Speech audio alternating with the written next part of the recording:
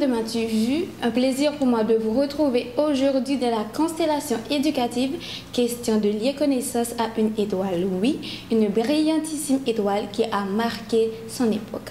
Ancien professeur, historien, ambassadeur, sociologue également, Monsieur Wisner Emmanuel, merci d'être là avec nous aujourd'hui. Alors, nombreux sont ceux qui lisent Wisner Emmanuel et pourtant qui connaissent très peu de choses de ce patrimoine.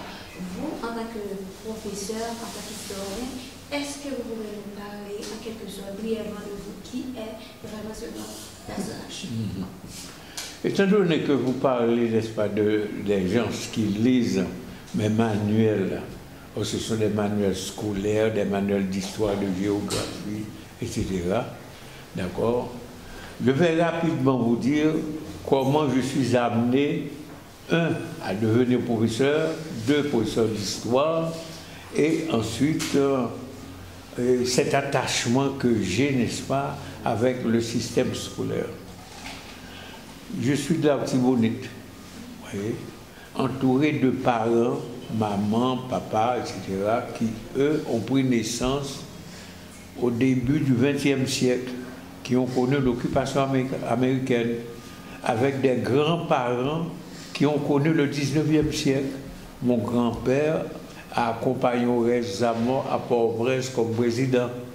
Ma grand-mère a rencontré mon grand-père, justement, du côté maternel. À cette occasion, elle avait accompagné sa maman qui venait vendre à Port-au-Prince. Ils se sont mariés.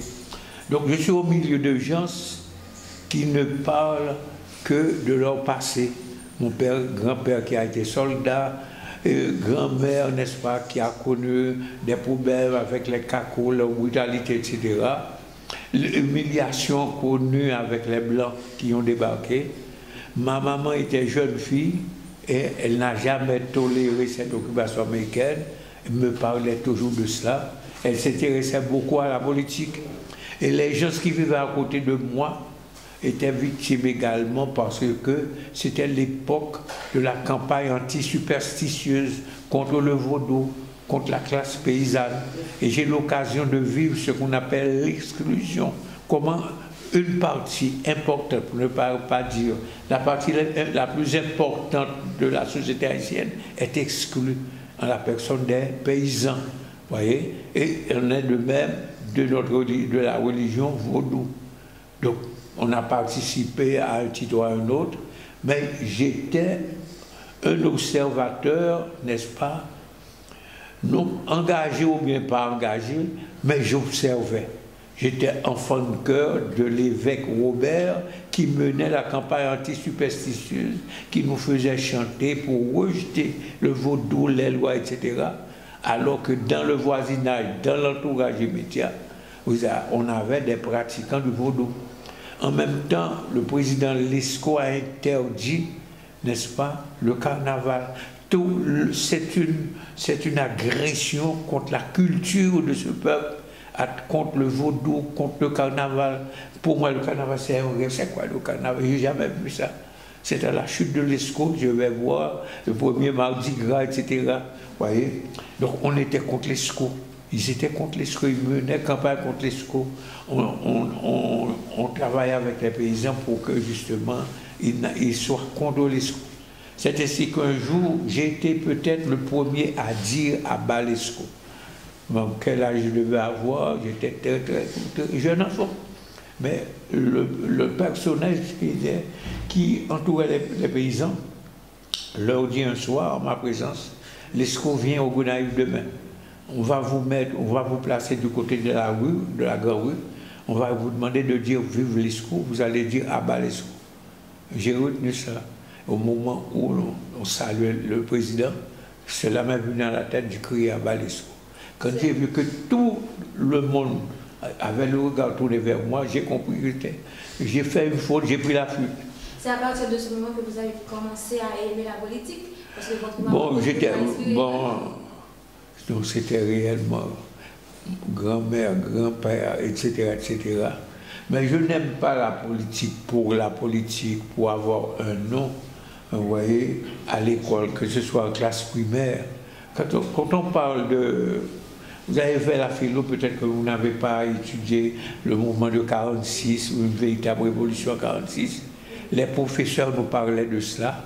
Vous voyez, à la maison, on parlait de ça, il faut le changement, etc. On est contre l'exclusion, etc. La domesticité battait son plein. Donc, on était en plein dans le système. Okay. Et contre le système. Oui, à partir de là, vous avez commencé à aimer la politique. Au départ, je n'avais pas en tête de devenir enseignant. C'était plutôt, c'était l'époque. On est agronome, ou bien on est ingénieur, ou bien on est militaire, on va à l'académie militaire. Moi, j'avais opté pour la médecine.